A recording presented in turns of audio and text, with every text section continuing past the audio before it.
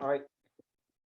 Hello, everyone. So today I'm going to be talking about. This is going to be a short video, so it's going to be about mainly just two or three things that are on my mind. But today I want to talk about the main topic for today, and that is I do think actually I'm starting to believe that money probably does buy happiness, but I think the reason why a lot of people say I think money doesn't buy happiness is probably because they haven't spent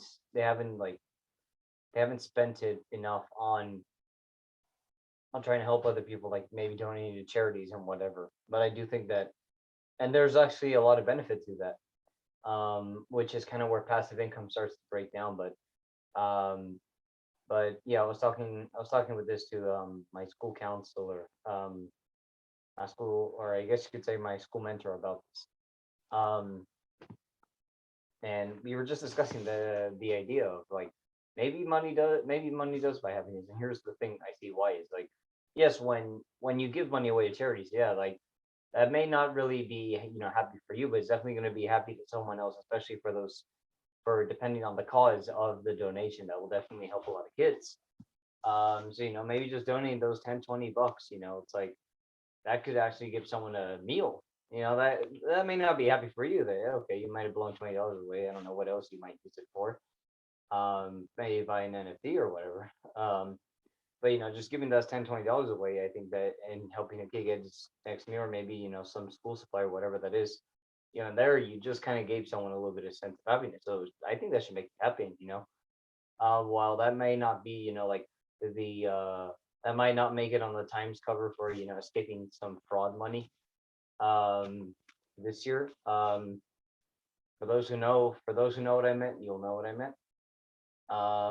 But yeah, it's better than that. So I do think, yeah, money does buy happiness with that. But that's probably for someone at a very high level. But there's another thing that I do start to think, and this is where maybe passive income starts to become a little bit more overrated. I think honestly, anything that is getting rated is overrated in my opinion. Everything is, because it all comes down to some people's opinions, not everyone. So it's already become overrated. But yeah, at least in my eyes, I do think passive income is a little bit overrated. And here's why. It's like, instead of investing in like passive income, why don't you invest in, acquiring other skills, especially from other people? I do think that, because like I was also thinking like I don't know, this might be an extreme case, but let's say you have, a good $100,000 and you start donating to specific charity. You could eventually donate a lot that you would eventually be able to have access to the people who organize this donation fund, or like, or something like that, so that you can eventually acquire the skills that these the founders or the organizers of the foundation, you acquire their skills, their talents, and then use that to build yourself up. And this is the thing though, is like, when we start to think a little bit more about success, it's just like, okay, how do I get to this, this overnight sensation? It's like, I feel like, no, you don't. It's like you have to acquire skill after skill. It's to blow up overnight. Um, this talent acquisition is the same thing as, if you were to, know, become one of the best athletes. Like, okay, first you have to, like, the first thing you might want to do is just start with one skill. It's like, how you're like, oh, I want to be an athlete. Great, pick one sport. So it's the same thing with, building a skill into a specific field. Is like, pick one skill that you want to start with. Especially if you're a way beginner, just pick one. Pick one. So, like, but you may also want to figure out, okay, what characteristics do you want? Like, some people may say, I want to be the strongest guy out there. Okay, maybe football or wrestling or on a bodybuilder, whatever. So you may have some of those prerequisites in mind, but if you don't, just like pick one, goddamn it. So that's also another thing, and I guess same thing with businesses, like, like, but I do think that, if you were to focus, like, to get that very high level of success, I will be honest, you will have a whole range of skills, but the area that you focus on is like this. Just very narrow, but so deep. Like it will become that deep, and yes, it takes years to get very focused in that area, but you will eventually reach the point where you are going to the margin of how better you are is going to be this much. But it's kind of like with swimming is like with swimming, even half a second can give you the the lead against the other person or the win or maybe even the Olympic or world record. And I think the same thing with like sprinting or sprinting and like and what's it called and maybe even with like archer, just like that heavy ball with the Olympics where you throw it, kind of like that. It's or the long jump, like just these little millimeters, but that's where the gold is. So like, with that narrow focusing of domain, but all these like 20 plus skills that you gain just to get that good at that area, just that little margin, that's what gets you, to the top. So in some ways just also noticing, okay, after I acquired that first skill, like what is the next skill I have to acquire? Because and I will be honest, I felt this sometimes where I was just like, just like plateauing. I was like, why am I not growing? Why am I not like, like why am I so dissatisfied? It's like I haven't identified what is the skill I need. So when I started writing the book, I was just like, okay, like I don't know how. So it's like just start. Like you need to have at least a baseline. So it's just like start writing. But once you start getting around 20, the first 20, it's like you will learn. That's the thing though. Is like after the first 20, you will learn a lot more of your first 20 articles than all the other articles you will have, or 20, 30 or whatever. But you will learn a lot more from the first dozen, but the first 2 dozen articles you write compared to all the rest, you'll learn the most there in terms of how to structure, content or structure, words or images or the overall, yeah, or just the overall backbone of how you want to write. And it's the same thing with everything. Is like, your first 20 games will be the shittiest ones you'll play, but that's what's going to help you get your game better. So, so another thing that I was thinking of pointing out with there. And then the next thing that I was also thinking is like this ladder of like one is just like this ladder of skills that you have to dominate to get up to a specific point in the field. But in also in some way it's like to get to that extreme level to get that level of success, I think that that we're you're sort of just like that guy to the point where even people like before you even enter the room, it's like, oh yeah, that's the guy you should probably talk to, or that's the girl you should probably talk to about this. Um, so and I think that's to where the point where like you have that sort of success is like, oh yeah, he's the aerojo guy, or like, or no, like he's the crypto guy. You should just talk to him. He has all the stuff. He has all the references. I think that's where you reach that point of like you're good, but however, that may be just for a specific community. Then you'll have to start branching out. And and yeah, I think that's the thing is um that that ultimate level of success is eventually going to be dependent on how deep you can go into this like specific field, but having acquired 15 or 20 or 30, 40 plus skills to get you to that point where you can go kaboom. So like so for those who are still kind of lost with me, let me give you an example. So let's use, I guess, what's called, let's use language, since I kind of talk about that a little bit here. So let's say I'm trilingual. All right. Let's say you're a trilingual kid from Poland. Let's say you're a native Polish speaker, and then let's say your dad's Russian, and then your mom's German. And don't make any history jokes. Um, but so let's just say that. Okay, so you grew up trilingual. Okay, well, that's kind of a bonus. So you have that. Yeah, you have this one little skill that was kind of granted to you. Okay, you're naturally good with speaking. Okay, maybe you can start with writing, like maybe writing content for, maybe a specific site in those 3 languages. Okay, that's something you can build up. Then you maybe want to learn videography. All right, now you create content in those languages. And then the next thing is maybe you start writing for for like maybe the press or maybe even for the government. Okay, that's even good. And then maybe you want to take it a step up, maybe as a translator. Okay, that could be another skill that you can acquire. And then what's it called? The next thing you start learning about how marketing and publishing and maybe what's it called?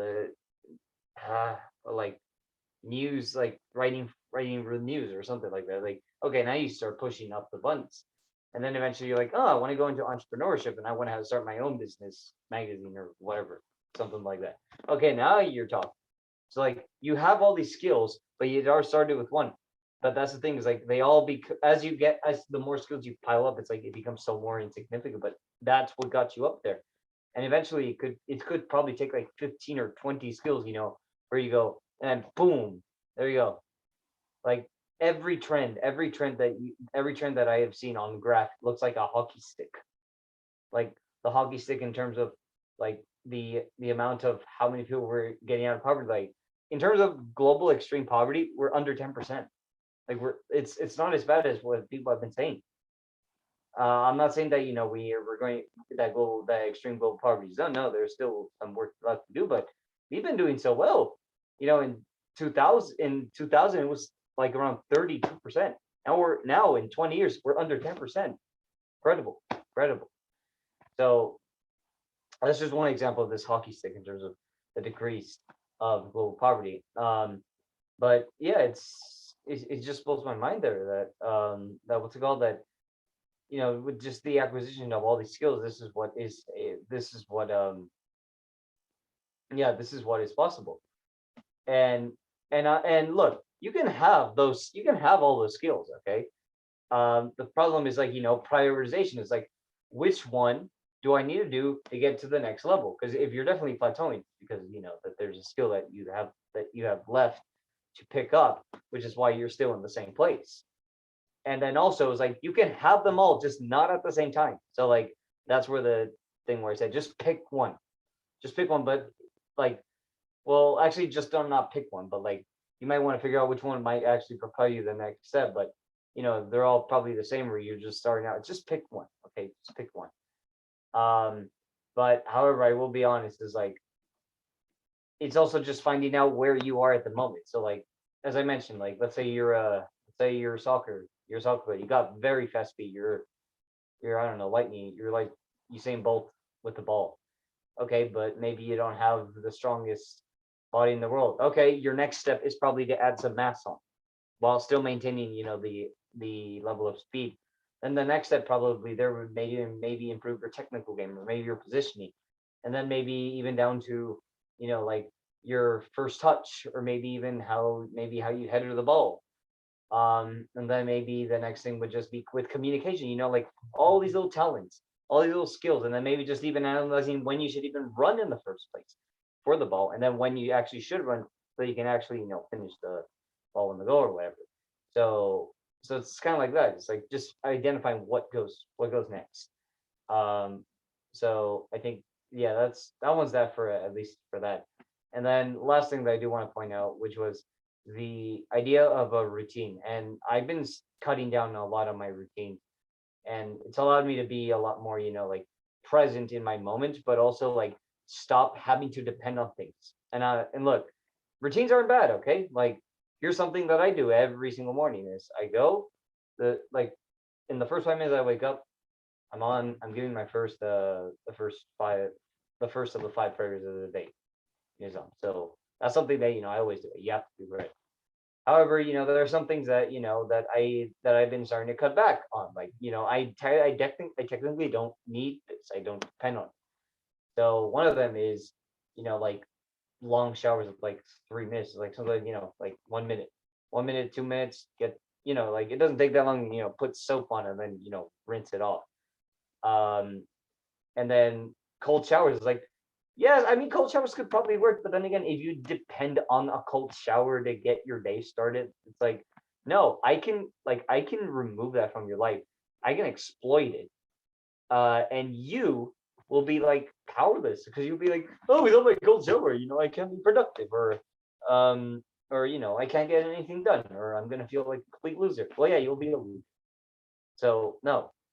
So, and that's the important thing is like when you depend on it, it's like you need to have that thing just so that you can be like, okay, it's gonna be a decent day.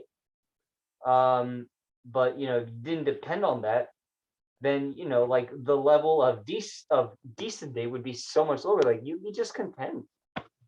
It's like that. It's like, stop depending on things and stop trying to and like start reducing things out of the routine. Like, maybe I don't know what's the problem you guys are having, but maybe it'd be stop if you depend on a cold shower to, feel like, you're gonna crush the day, stop. You depend on coffee just so that you can be awake and get all that email done. Stop. And plus, why are you looking at emails like 1 or 2 hours a day unless that's your job? Like, like 99% of emails don't matter. Probably only like what out of let's say out of 50 emails, maybe only five of them actually matter. Like only five of them are actually worth opening up. So yeah, that's that in terms of with a morning routine.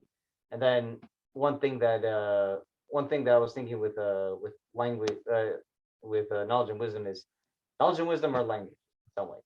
Wisdom is stuff that you can listen and observe. So see and observe. That's what wisdom is. You want to have conversations. You want to understand like the failures of others. Like doing the mistake of someone who has already done it. Like, I mean, you technically could do it, but if you already know what the consequence is, please don't be an idiot, and please save yourself some time. Like, go talk to a friend. Go do something fun. Don't make the mistake, especially if you know the consequences are, and if someone else has done it, just ask them. Just ask them, like, what's the lesson? What are the actions so that I don't do this? So that you could have done what you could have. So you can ask the person, you could have done that, but you did this, right? And then the next thing would be, um, in terms of the incubator, after collecting all this, like wisdom, which to some people is just basic knowledge. That's the crazy part is when you meet someone who is so incredibly good at something, it's like for them that's not even wisdom. For them it's like, oh yeah, like that's something that I say like 5 times a day, and I'm kind of getting bored of saying it. So like for them it's just like, it's yeah, for them it's like boring. It's like just like general knowledge stuff. Well, for someone else it'd be like, you just said like the Holy Grail. It's like, no. So which is interesting. But yeah, and like to incubate the ideas that you can eventually turn into knowledge. That's when reading and writing comes in. So when you write, it's very important to know how to actually write and structure ideas. That's how you become very deadly in a good way. Then you're able to structure conversations and throw out your point so effectively that perhaps even the other person won't even have a comeback to that. You know, it's good to have a good comeback, especially if you keep the guy under the shutter. He's just like laughing because it was that good. We all felt that before. And if you haven't been able to pull a successful comeback, good for you because you know how to structure your damn words. And then the output, like your knowledge, which is the output, is stuff that you one think, and then two stuff that you say.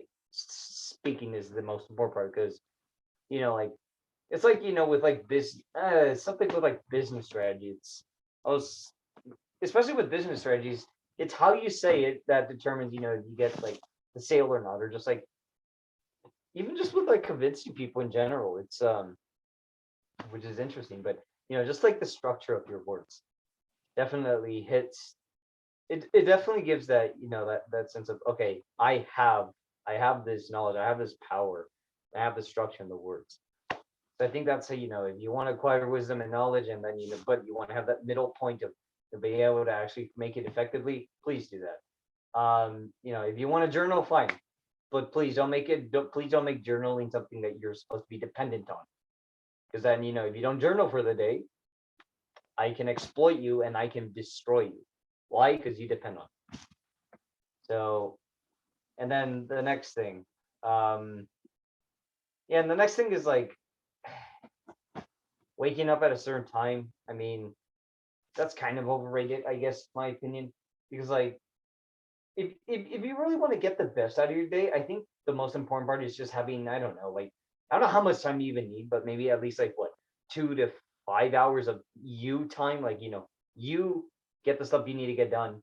Like it could be homework, your personal projects, maybe reading that you need to catch up, or I don't know, going on your hour binge if you haven't done that or whatever. Or maybe, like snowboarding, whatever you want. But you want those 5 hours of just you time. If that's the most important thing, then I think that waking up waking up a specific time of day definitely overrated because not everyone's a morning bird, and some people are also night owls, and that's maybe where they get their free time. So what I would suggest is stop thinking about what time you're going to wake up. Overrated. It's overrated.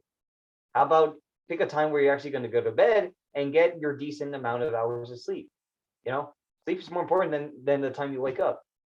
It's like, I'll be honest, I used to be so strict on like I gotta wake up at 5 a.m. Otherwise I'm gonna be a piece of crap. No, like sometimes now maybe sometimes I do wake up at 5, but most of the time it's like between 5 to 7. Okay, I don't care at what time I wake up because I know I can make the day a good day, and actually make it fun, productive, and interesting.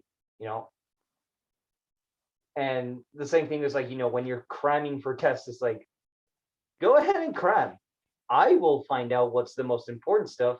Maybe even study. I don't know. If you cram for like 3 hours, I'll probably only study for like 30 minutes because I know what will give me the majority of the result, and I will get my good 8 hours of sleep. And you'll be sleep deprived. You probably didn't talk to your friends about the test, so you could relieve your stress, and you probably didn't have something that's even important, or you maybe didn't even have time to clear your mind.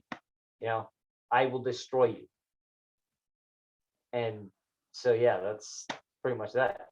So it's the same thing. It's just forget about the time you wake up.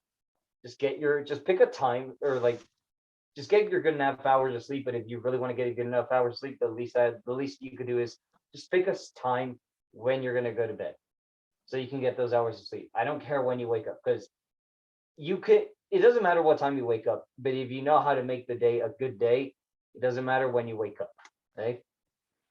And then for those who probably don't play sports, please play one. And yes, and if you're gonna throw me with the competition is for losers, exception is sports, especially when you play it, please. Because here's one thing that I learned from sports the past couple of days is small and big goals, they're both hard, like tasks. Like that little small task of maybe completing a scholarship application, or maybe like reading the next 30 books of an English book that you probably don't want to read. Those like little easy tasks, or maybe even like making your bed.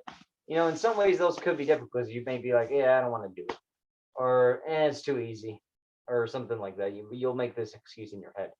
And then the incredibly difficult task, as in, oh, okay, I gotta probably study for this SAT, which doesn't really matter. You could probably be working on personal projects, or it could be something as difficult as, dang, I gotta score 4 goals so that we can qualify, or something like that. Or maybe what's called, or maybe you have to do this discomfort challenge. Otherwise, you're gonna do something that's even more discomforting. Or perhaps you got to schedule for this interview with the CMO of a specific job that you want, or whatever. Like, so small and big tasks, they're both hard. So you might as well make every single task, or not every single task, the top two priorities of your day, just the top two priorities of your day, very big, so that you're willing to push through the hard moments.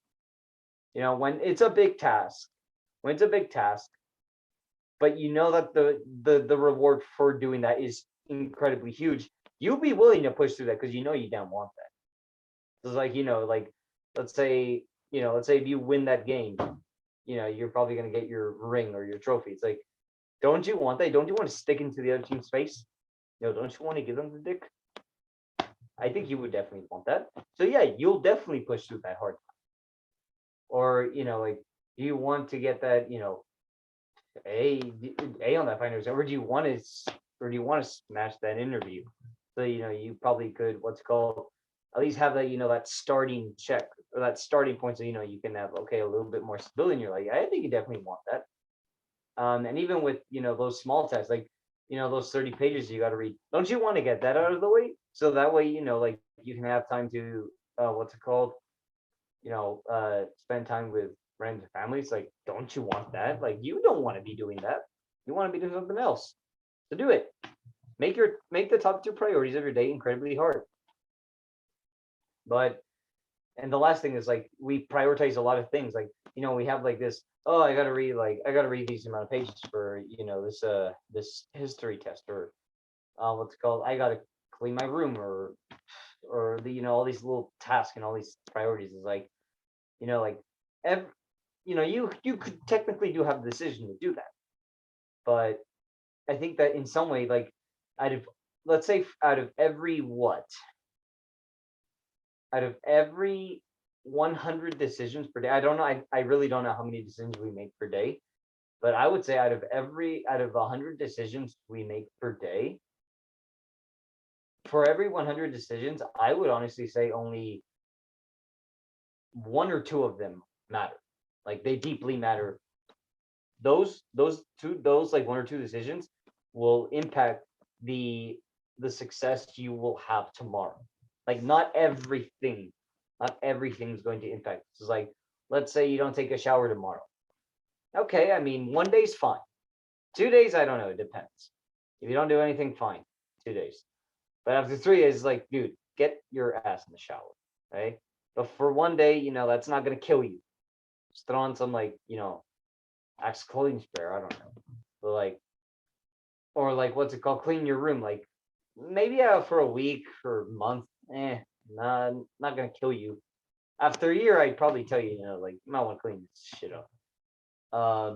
So it's like that. It's like, what are the things that will actually determine your success tomorrow? So like, perhaps I mean, at least for teenagers, it doesn't count. But maybe your sleep, your sleep might be a good idea. You give it a touch. And then what's it called? Another one would be probably be your mental health. I say that, like, like maybe those things that actually matter, because if you are just like, yeah, if you're just sad and just like hungover or whatever, just like high or whatever, like, yeah, I think, maybe talking to a friend or someone specialized would probably help out. But let's say you don't get your homework done that day. Okay, the worst that's gonna happen is your teacher's gonna yell at you. All right. But you can still make that up, it's not gonna kill you.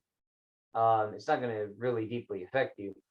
After a week, maybe. After a week, maybe, especially if you, really seem to be so worried about the grades or whatever. But then again, there are other options out there, like, Twitter, YouTube. That's like the X's amount of information that's on there.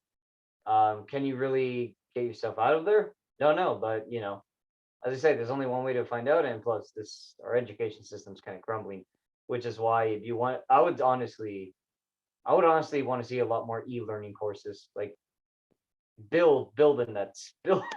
Yeah, seriously, actually, just build an e-learning. I'm telling you, it's like so many people want it. Like we're looking for specific skills. Like, now I'm bringing it back to skills. Like, we want those specific skills. Like, maybe if you want to learn how to maybe build your shoulders a lot better, or maybe what's it called, learn how to market yourself better, or sell stuff. Like, people want that, so they don't want to learn about marketing 101. It's like, yeah, we know. It's like, I could buy a textbook, and learn from that at my own pace, rather than having to extend marketing for like 2 years. It's like, they extend them for a reason, but you could probably complete that in like 2 months. I'm serious, like in 2 months. It's not everything you got to know. Like, there's, like, with calculus, it's like two theories or two theorems and like 2,000 plus examples. You want to get the concepts and at least some decency in it. You don't need to know all of it. But if your goal is to become, like, I don't know, the next Einstein or the next Newton, okay, fine. So it's like, but you will eventually reach that ultimate level of success. It's like, he's the next Newton, or he's the next Einstein, whatever. But yeah, so like, but just like for that little piece, that little specific skill that you're acquiring, e-learning, please develop an e-learning. And what's it called? And yeah, just like some updates, might be going back to aerogel, because the market's blowing up. And now that I think of it, is like, well, one, I started to realize the amount of success that I was building from there, and the two main skills that I had learned from there was one, just the art of communicating my idea, especially writing. Like, geez, I just can't believe, like, what's it called? I still have that skill left in me, just a little bit rusty, but give me a month and I will destroy you in writing. At least in the version that I have, I made it into my own authentic material. And the next thing now that I'm doing is learning a little bit more on, cold, cold, cold emailing, just like interviewing in general. It's just like, and podcasting, because I haven't really been on a podcast in a long time, but because most of the time I've just been developing skills that can help me push. But I honestly am thinking returning, maybe or just taking a little bit of a returning dive into the aerogel space. Because I do think that now that I think of it, there are two fields that I am surprised that even the biggest, like, how about aerogel technology, Aspen Aerogel, Svenska Aerogel AB, like, I'm surprised they haven't touched it yet. So if I can actually find some good impact there we go. One, there's the money, but two, we actually secure a little place in terms of the next generation. What are the fields? Not telling you because I don't want to give away any ideas. Because you know what they say, don't share your ideas until they're complete. Okay, so that's that. So yeah, definitely longer than 10-15 minutes than what I proposed, but I don't care. Anyway, so that's that. And next video is in Portuguese. So for those who don't speak Portuguese, my bad. Anyway, that's that. See you next week for random ideas.